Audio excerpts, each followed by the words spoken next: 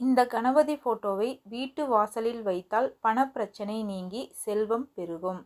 நாம் ஒவ்வொருவருமே வீட்டை அழகாக வைத்துக்கொள்ள விரும்புவோம்.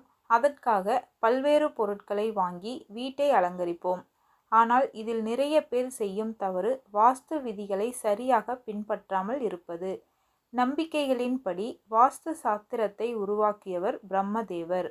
மனித நல்வாழ்வுக்காக இதை பிரம்மதேவர் உருவாக்கியதாக கூறப்படுகிறது. ஒருவர் தங்கள் வாழ்க்கை மற்றும் குடும்பம் நல்ல ஆரோக்கியத்துடனும் நிதி பிரச்சனைகளின்றி செழிப்புடனும் இருக்க வேண்டுமானால் வாஸ்து விதிகளை பின்பற்ற வேண்டும். தெய்வங்களுள் முதன்மை கடவுளாக கருதப்படுபவர் விநாயகப் பெருமான். விநாயகரை விக்னகர்த்தா என்றும் அழைப்பர். ஏனெனில் இவர் அனைத்து விதமான தடைகள் மற்றும் பிரச்சனைகளை நீக்குவதோடு வாஸ்து தோஷங்களையும் நீக்கக்கூடியவர். ஒவ்வொரு வீட்டின் பூஜை அறையிலும் விநாயகர் இருப்பதோடு வீட்டு வாசலிலும் விநாயகரின் போட்டோக்கள் வைக்கப்படுகின்றன. அதுவும் திருஷ்டி விநாயகரை வீட்டு வாசலில் தொங்கவிடும் போது அந்த வீட்டில் எதிர்மறை ஆற்றல் நுழைவது தடுக்கப்படுவதோடு வீட்டிலுள்ள வாஸ்து தோஷங்களும் நீங்கும். ஆனால் விநாயகரின் பலவிதமான போட்டோக்கள் தற்போது விற்கப்படுகின்றன. சரியான போட்டோவை வாங்கி வைத்தால்தான் நற்பலனை பெற முடியும்.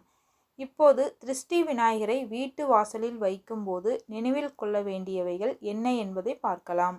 வீட்டில் விநாயகர் சிலை அல்லது போட்டோவை வைக்கும்போது நினைவில் கொள்ள வேண்டியவைகள்: வாஸ்துப்படி வீடு அல்லது அலுவலகத்தில் ஏதேனும் வாஸ்து குறைபாடு அல்லது தோஷம் இருந்தால் அதை நீக்க விநாயகர் சிலை அல்லது போட்டோவை வீட்டின் எந்த பகுதியில் வேண்டுமானாலும் வைக்கலாம். ஆனால் விநாயகர் சிலையை வைப்பதாக இருந்தால் அதை தரையில் வைக்கக்கூடாது. விநாயகர் சிலையானது நம் கண் மட்டத்திற்கு சமமாக இருக்க வேண்டும்.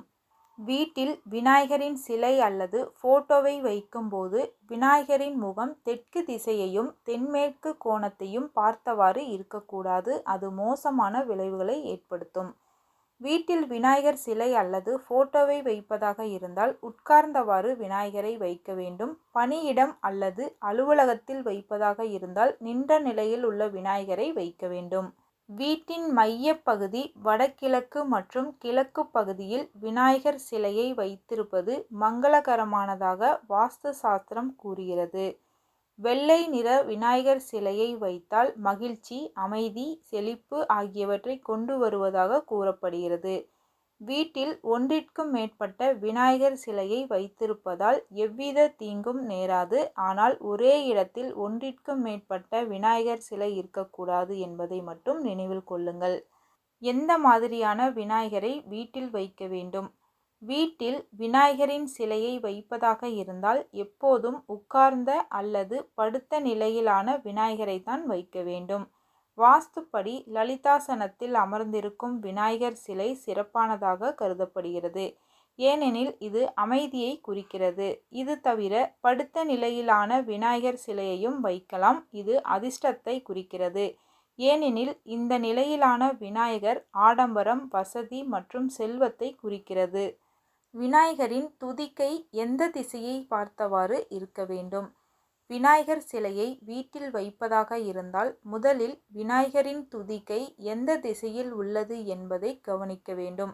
ஏனெனில் வாஸ்துப்படி வீட்டில் இடது பக்கம் துதிக்கையை வைத்துள்ள விநாயகரை வைத்திருப்பதுதான் நல்லது. ஏனெனில் இந்த நிலையில் உள்ள விநாயகர் வெற்றி மற்றும் நேர்மறையை குறிக்கிறது.